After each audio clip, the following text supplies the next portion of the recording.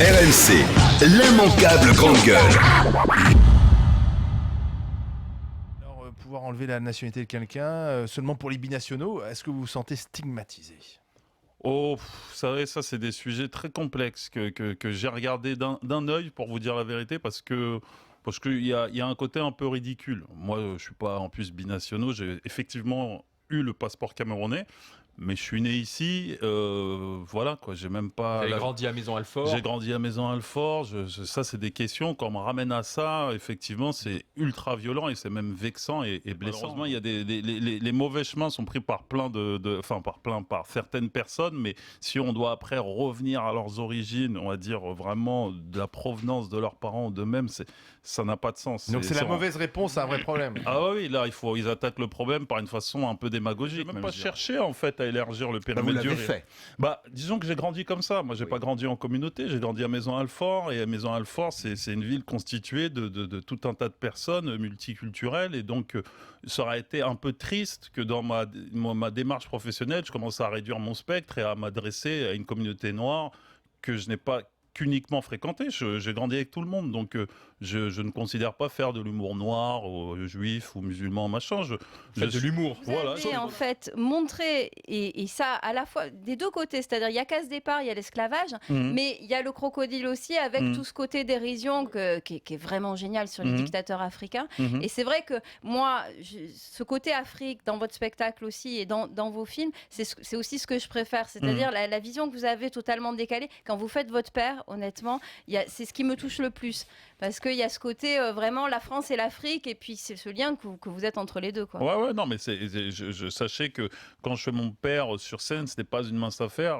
Maintenant, je suis plus tranquille avec ça, mais par exemple, sur mon spectacle précédent, c'était la partie la plus dure à faire, à écrire, parce que je ne voulais pas... les gens, des fois, peuvent s'arrêter à un accent, c'est ce qui me blesse le plus. Je me dis, c'est pas un accent, l'accent, je peux le faire n'importe quand. Moi, je trouve pas drôle un noir qui fait un accent. Dans ce cas-là, tu validerais Michel Leb, quoi, quelque part. Non, mais c'est vrai. C'est-à-dire que c'est le propos qui prime avant tout. Et moi, on va dire, j'y mets beaucoup de cœur, de sensibilité. Ça serait super grave pour moi que mon père me voit un truc, à la fin, me dit, mais qu'est-ce que tu fais, quoi? T'as pas honte de faire ça? Ah, mais non, parce que vous lui montrez l'attachement aussi qu'il avait pour la France. Quand vous dites, vous pissez regardez comme vous aimez votre immeuble, vous pissez devant la porte. Quoi. Mon père est venu sous Giscard, quoi. C'était un grand président. C'était 90 ans. C'était une autre époque. C'est quand même l'échec de la France en 2016 que des jeunes se présentent en tant que franco-maliens, franco-algériens. C'est-à-dire que jusqu'à aujourd'hui, on n'a jamais réussi à dire à des gens, vous êtes français. Et jusqu'à aujourd'hui, on est encore en train de se battre pour ça. Moi, on est encore en train de me rappeler des fois que oui, vous êtes franco-camerounais, ceci, cela. Moi, je suis français. Mes origines, elles sont du Cameroun. J'ai pas de souci avec ça. Mais au même titre qu'à un moment donné, c'est pour moi, c'est comme si c'est ma région, quoi. C'est comme si un mec, on lui rappelait, donc vous êtes corse.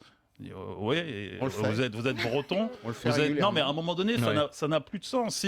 Tant que la France, on dirait entre guillemets, ne fait pas cet effort-là, il y aura toujours effectivement. Donc vous n'êtes pas là à dire, nous les Noirs, on manque de visibilité. Non, mais comme on l'entend en ce moment aux États-Unis, je ne parle pas en tant que nous les Noirs, mais effectivement, les Noirs ils manquent de visibilité à beaucoup de niveaux. Mais la France, c'est un vieux pays. Vous savez, on peut faire tout ce qu'on veut, on peut s'agiter tant qu'on veut, tant que les strates, là, on va dire ceux qui gouvernent, qui tiennent le pays, ceux qu'on ne voit pas en fait. Tant que c'est des vieux blancs, vous croyez que les choses vont changer? Alors les choses bougent, en tout cas dans le cinéma. Aujourd'hui, l'acteur le plus populaire qui cartonne en ce moment même au cinéma, c'est Omar Sy. Ouais. Il fait beaucoup avancer les choses. Heureusement. Dieu merci qu'il y a Omar Sy. Mais c'est quelque part, des fois c'est déstabilisant. J'en ai même parlé avec lui, c'est que les mecs, ils veulent toujours le ramener à une espèce de success story du noir qui a c'est un comédien, il est très bon. Excellent. Et point barre. C'est pas... RMC, l'immanquable grande gueule.